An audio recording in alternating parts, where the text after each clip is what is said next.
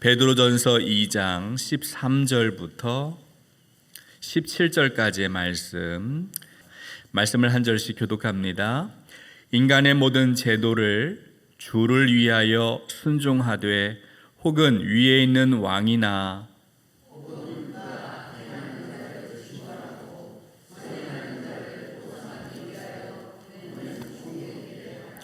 곧 선행으로 어리석은 사람들의 무식한 말을 막으시는 것이라.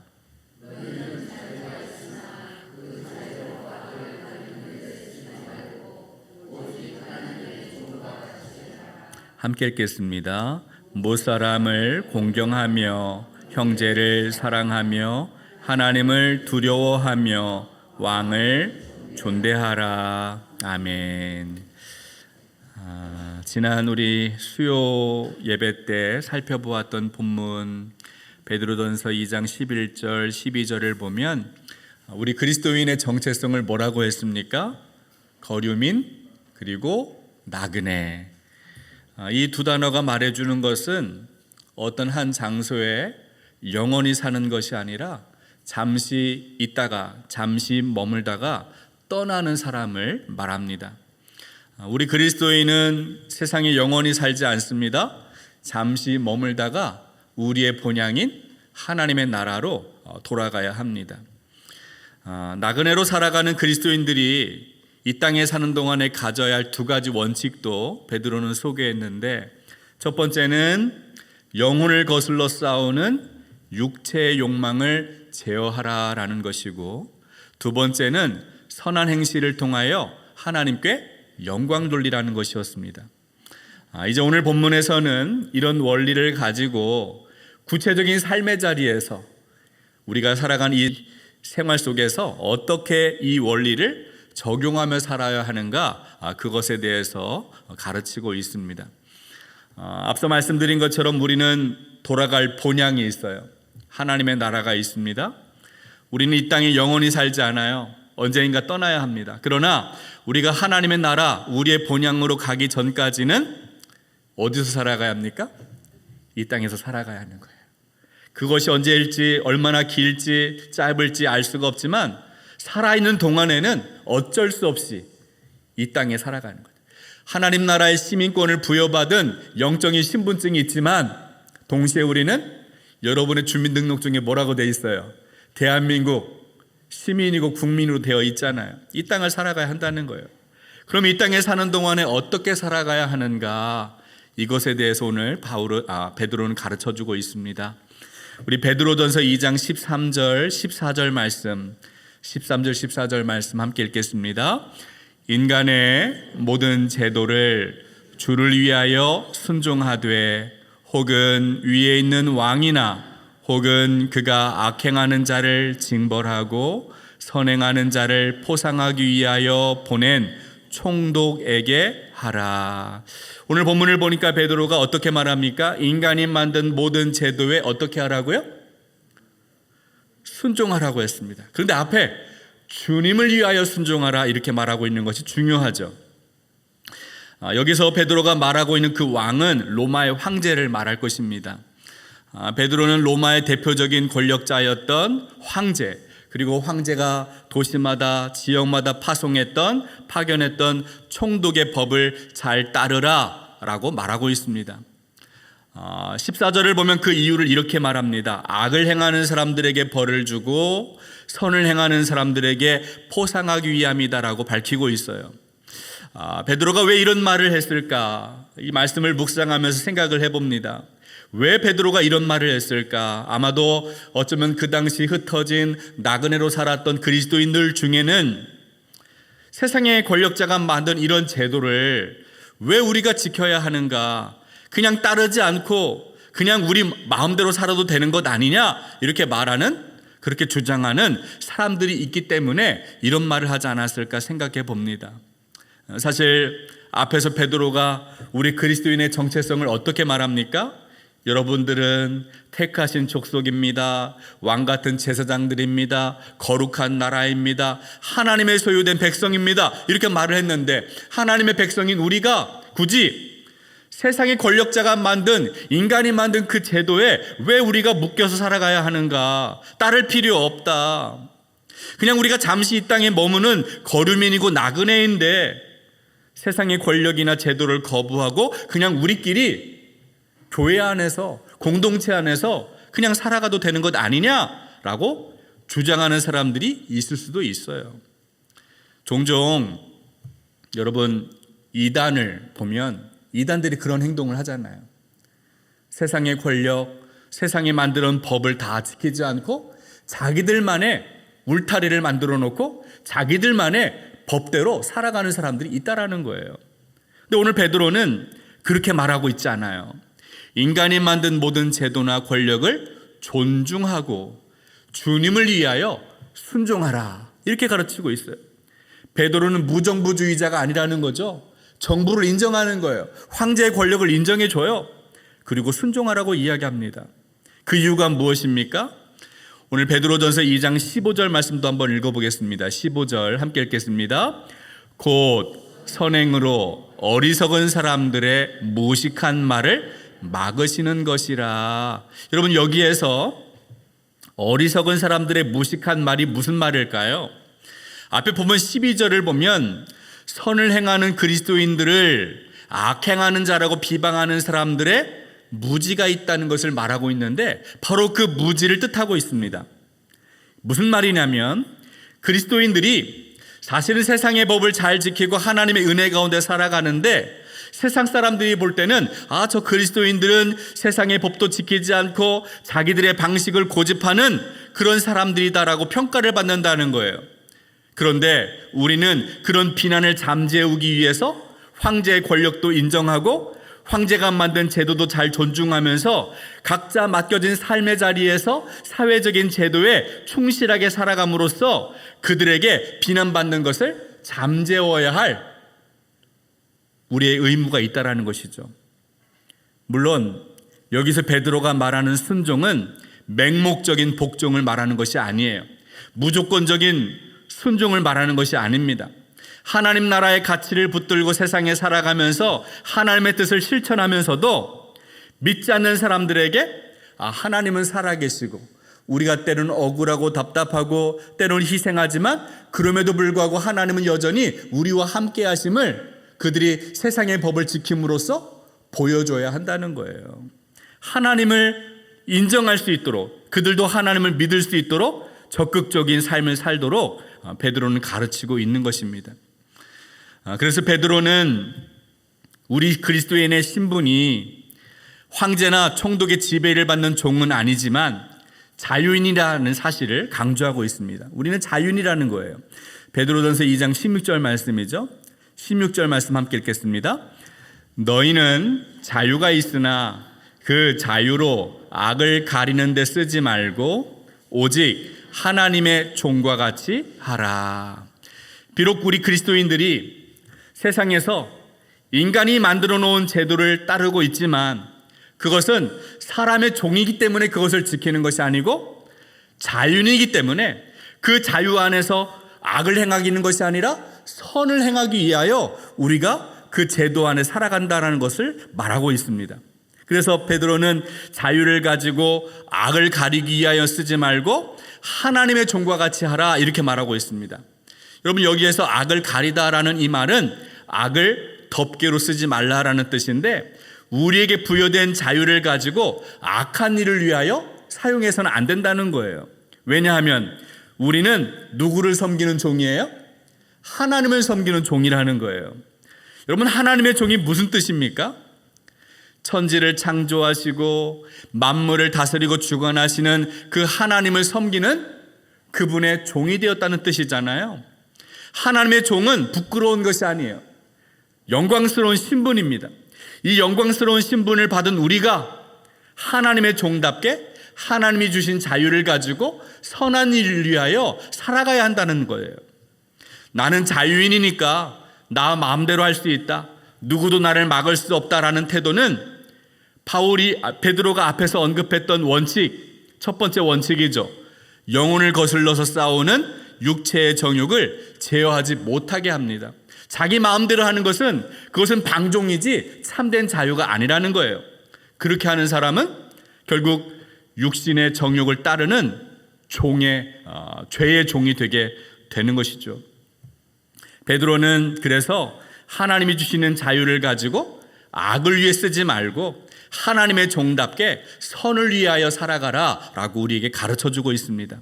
이런 삶을 통해서 세상의 제도를 무시하거나 독단적으로 행동하는 비난을 우리가 잠재우고 하나님의 종답게 하나님이 살아계심을 세상 속에서 드러내는 삶을 살도록 우리에게 가르쳐주고 있는 것입니다.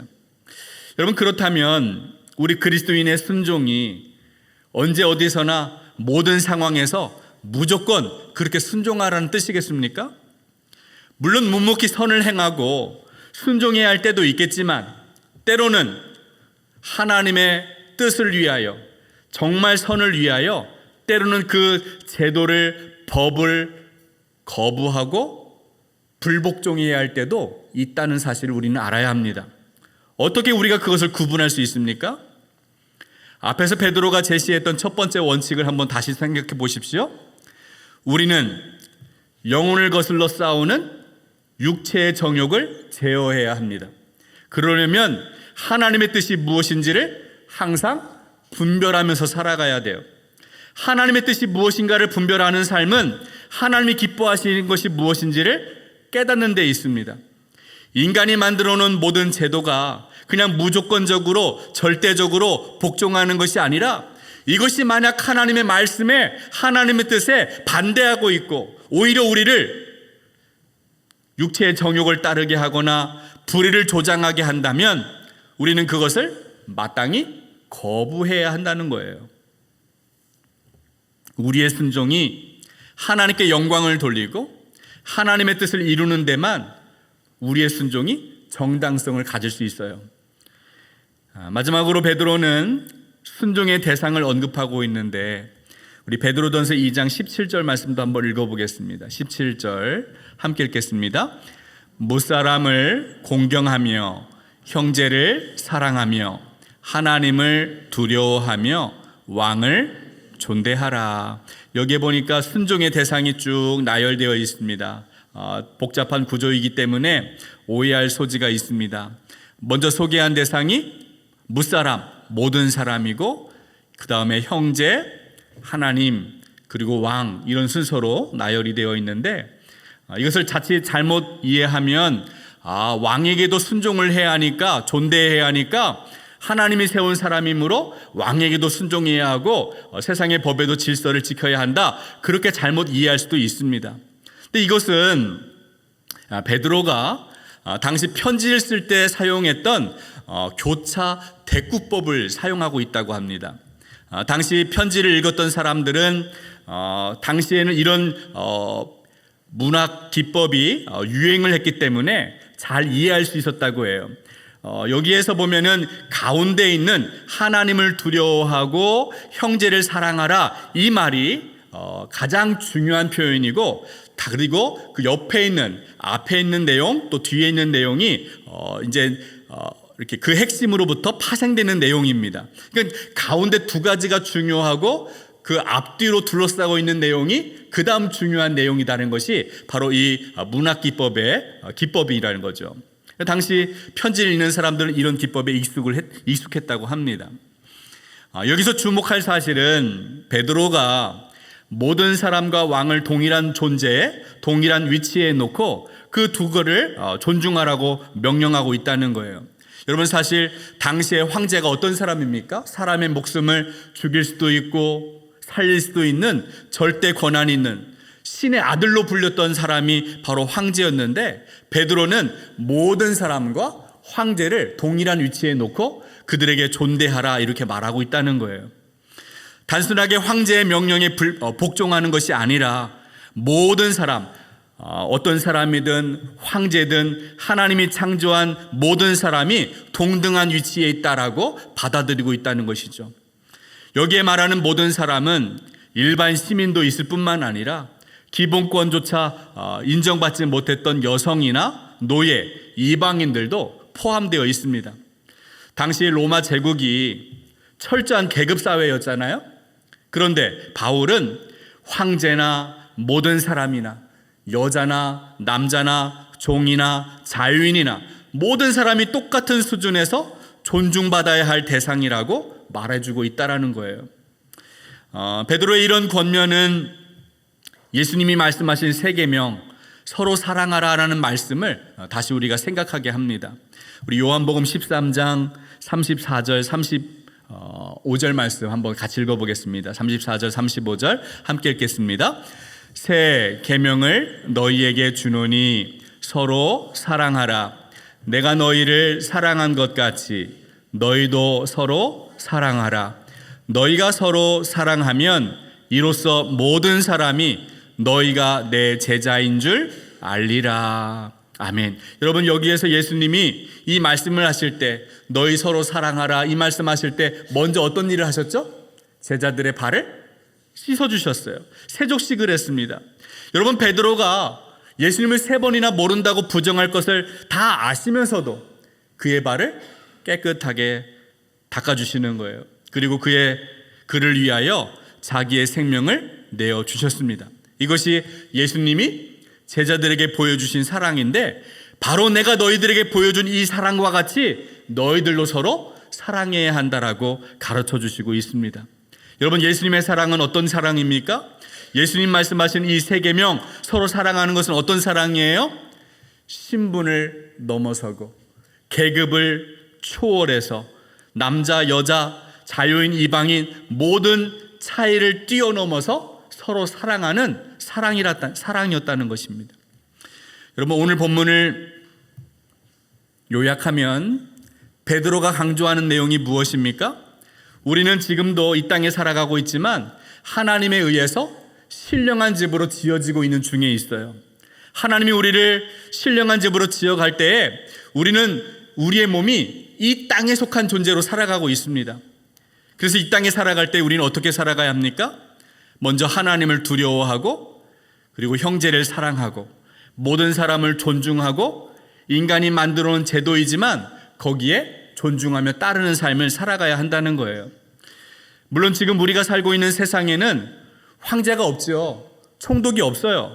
그러나 인간이 만든 제도 안에 정부가 있고 국가기관이 있어요. 우리 국민들이 투표로 선출한 지도자가 있습니다. 대통령이 있어요. 우리는 그들을 무시해서는 안 됩니다. 존중해야 합니다. 정부가 만들어 놓은 법을 잘 지키는 모범 시민이 되어야 해요. 그런데 우리가 기억해야 할 것이 있죠. 누구를 위해 이것을 하라는 거예요? 주를 위해서 하라는 거예요. 베드로가 13절에서 말하는 것이 그것입니다. 우리가 세상에 만들어 놓은 규칙과 법규를 잘 지키되 주님을 위해서 이 일을 해야 한다는 겁니다.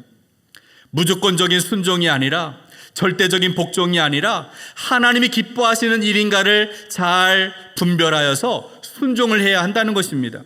만약에 인간이 만든 제도나 권력이 본래의 의미를 상실해버리고 선행을 하지 못하도록 하고 오히려 악행을 부추긴다면, 악을 도모한다면 여러분, 거기에도 순종해야겠습니까? 그렇지 않다라는 거예요. 불법 계엄을 하면 반드시 막고 저항해야 한다는 거예요. 베드로는 모든 사람을 존중합니다. 그러나 만약에 그 법과 제도가 기본적인 인간의 권리를 부정하고 침해한다면, 하나님의 창조 질서를 반대한다면 거기에 순종할 수 없습니다. 베드로는 하나님을 두려워라고 말했어요. 근데 만약에 하나님의 존재 자체를 부정하거나 하나님의 주권을 부정한다면, 그런 법이나 제도라고 한다면 우리 그리스도인들은 목숨 걸고 그 법을 지켜서는 안 되는 것이죠. 생명을 바쳐 저항해야 하는 것입니다. 국가의 권력은 사실상 우리 국민이 준 투표로 선출된 권력이지만 하나님이 위임하신 거예요. 권력의 목적은 선을 행하는 것이고 악을 벌하기 위한 것입니다. 그 책임을 다해야 하는 거예요. 근데 그 책임을 다하지 못하면, 자기 역할을 하지 못한다면, 국가가 국가의 권력을, 국가의 기능을 제대로 못한다면, 위임받은 권한을 넘어서 함부로 그 권력을 남용한다면 우리는 거기에 불복종해야 하는 것이죠. 순종할 수 없습니다. 사랑하는 여러분, 우리는 하나님이 허락하신 영광스러운 신분을 가지고 있어요. 그러나 동시에 우리는 이 땅에 잠시 머물고 살아가는 임시 거류자라는 사실을 기억해야 합니다. 우리는 거류민이고 나그네입니다. 그래서 이 땅에 사는 동안에 하나님을 두려워하고 형제를 사랑하며 세상에서 선을 행하는 자로 살아가야 하는 것입니다. 이 땅에 사는 거류민 나그네로서의 정체성이 바로 우리의 정체성이고, 그러나 이 땅에서 하나님의 종답게, 사람의 종이 아니라 하나님의 종답게 사는 것도 우리의 삶의 자세라는 것입니다. 오늘 베드로의 이 권면을 잘 기억해서 세상에 사는 동안에 사람에게 무릎 꿇는 사람이 아니라 하나님의 종답게 하나님 앞에 무릎 꿇는 기도의 사람으로 여러분들이 살아가실 수 있기를 주님의 이름으로 축복합니다. 하나님 아버지, 우리가 이 땅에 잠시 머무는 임시 체류자라는 사실을 기억하게 하옵소서.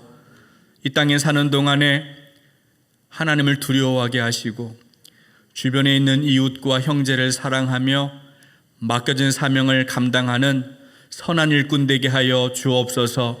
사람에게 매인 사람의 종이 아니라 하나님의 종답게 하나님만 섬기게 하여 주시고, 헛되고 무익한 것 앞에 무릎 꿇지 않고 하나님 앞에서만 무릎 꿇는 하나님의 종의 삶을 살아갈 수 있도록 붙들어 주옵소서.